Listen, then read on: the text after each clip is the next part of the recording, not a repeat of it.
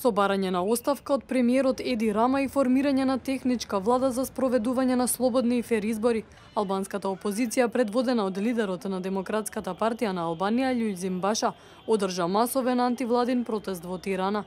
За безбедноста и избегнување на потенцијални инциденти беа ангажирани над 2500 полициски службеници, но и припадници на специјалната единица за брзи интервенции.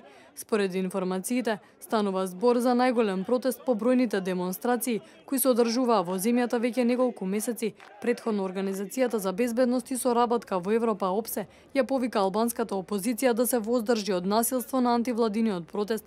Тие на својот Твитер профил напишаа дека правото на слободно и мирно собирање е еден од темелите на демократијата и дека во Албанија во 2017 година нема место за насилство. Во меѓувреме во понеделник во земјата треба да пристигне американскиот заменик помошник државен секретар Хојт Ји, кој се очекува да оствари средба со главните политички лидери, премиерот Еди Рама, новоизбраниот председател Илир Мета и лидерот на опозицијските демократи Љулјзим Баша. Посетата на Ји се гледа како напор да помогне во изнаоѓање на конечно и најдобро решение, кое ќе биде прифатливо и за власта и за опозицијата.